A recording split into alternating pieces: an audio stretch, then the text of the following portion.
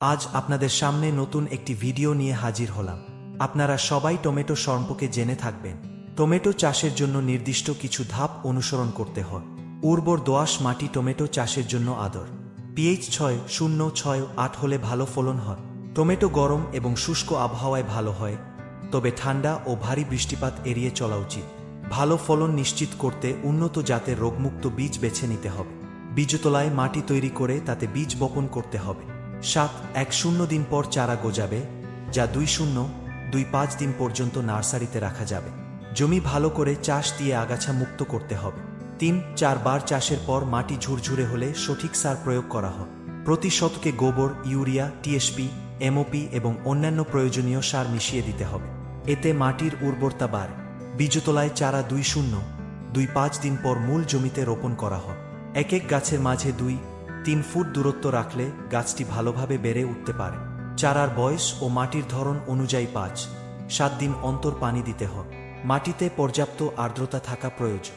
বৃষ্টির পানির নিষ্কাশনের ব্যবস্থা করতে হবে, কারণ অতিরিক্ত পানি গাছের শিকড় পচে যেতে পারে। প্রতিনিয়ত আগাছা পরিষ্কার রাখতে হবে, যাতে গাছের খাদ্য ও পানি সংগ্রহে বিঘ্ন না ঘটে। নিয়মিত কীটনাশক স্প্রে করতে হবে এবং গাছের অবস্থা দেখে রোগমুক্ত রাখতে হবে। ফুল আসা শুরু হলে গাছের চারদিকে পরিষ্কার রাখতে হবে। টমেটো পাকতে শুরু করলে পুষ্টির পরিমাণ বাড়াতে ইউরিয়া ও পটাশ সার প্রয়োগ করা যেতে পারে। সাধারণত 2-3 মাস পর ফল সংগ্রহ করা যায়। ফল পাকলে রং পরিবর্তন শুরু করে, তখন তা সংগ্রহ করা হয়। সংগ্রহ করার পর শুষ্ক ও ঠান্ডা স্থানে সংরক্ষণ করতে হয়।